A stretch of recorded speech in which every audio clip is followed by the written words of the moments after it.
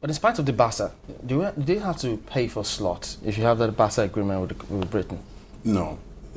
Paying for slots is an anomaly.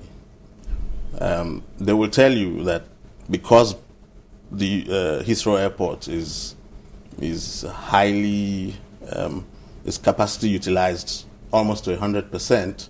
That's what they will tell you. We have to apportion the slots. But isn't that true? It is true.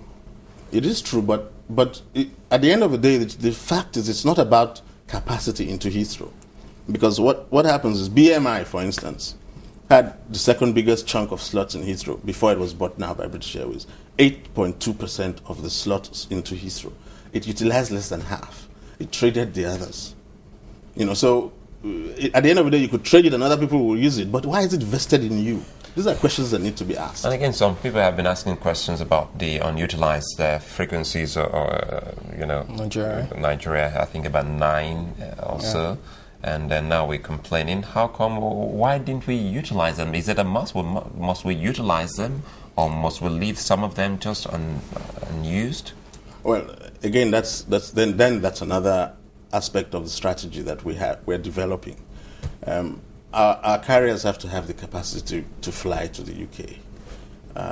There are many reasons why that capacity hasn't either been there or sustained when it's there. I mean, for some time, Air Nigeria, when it was still Virgin, was going, and hopefully it's going to start going again.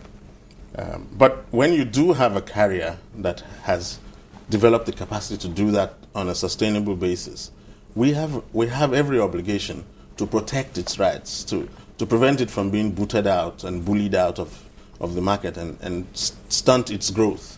And besides, you could have bought a ticket on Arik from Abuja to London for now, and you would now be having to find an alternative because your plans have changed, not out of Arik's doing. So we need to grow our carriers to be able to fill up our frequencies, but that doesn't take away the fact that our counterparts have their full frequencies into here. They don't pay for the slots. They have a very lucrative and profitable business out of here.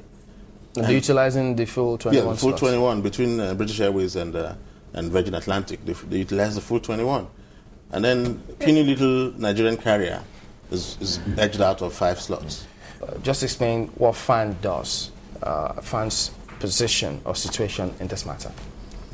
Obviously, as the operator of Murtala Mohammed International Airport, we have a slot committee, which I must say, the slot committee of FAN met a couple of weeks ago to review the winter schedule and application for slots into Murtala Mohammed Airport.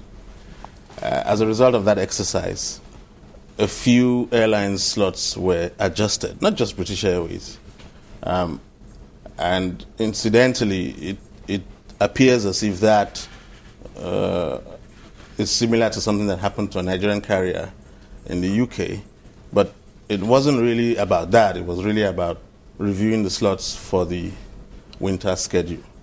And apparently, British Airways was impacted by that.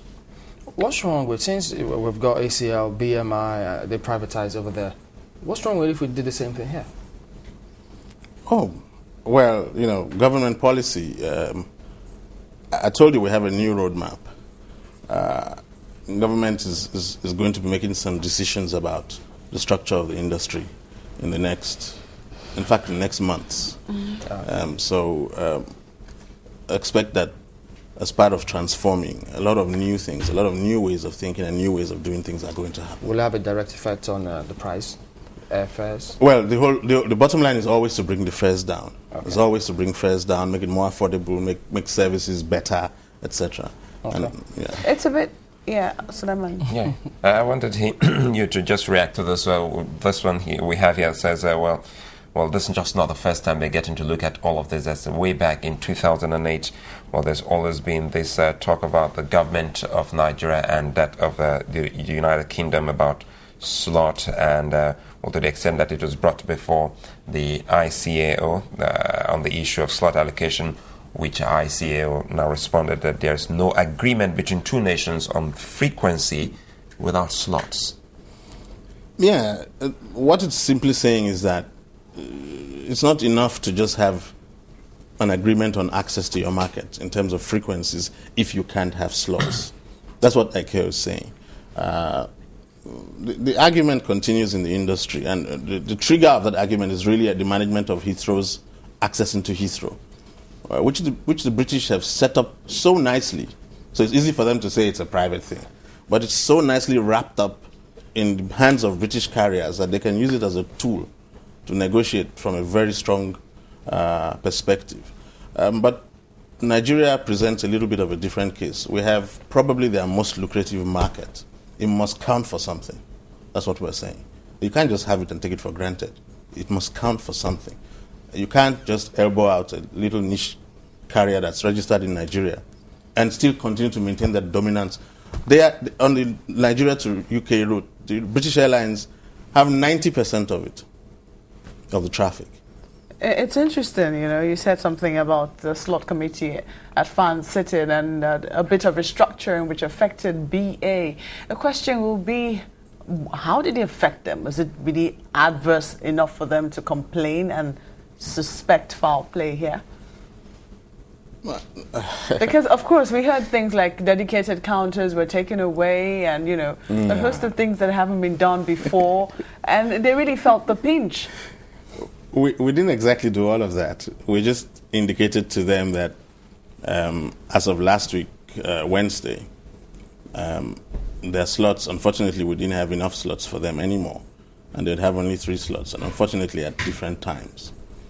They asked, the British authorities asked for a 1-week extension on that deadline, which was graciously granted by the Minister of Aviation, the Honourable Minister. And we're talking with them. And it is not our desire to disrupt your travel plans. And we believe that we can resolve this without having to disrupt people's travel plans. So the chances are that when finally we talk, we negotiate, and we come to a favorable agreement, will we have to restructure again? Well, we would have established clearly in the minds of not just the British authorities, but everyone else who potentially does market access rights exchanges with us, what our tolerance levels are. I think that's what we're trying to establish here. That while you are dominant and you can take advantage of our market, as we grow our own little business and have the ability to operate into your markets, well, you better treat us well. Okay, so correct me if I'm wrong. It's a different thing if we make use of the entire 21 frequencies allocated, right? But what exactly are we going to be asking for when they come negotiating? Well, we'll be asking for the restoration of the rights of the Nigerian carrier that's prepared to operate into Heathrow that was just thrown out.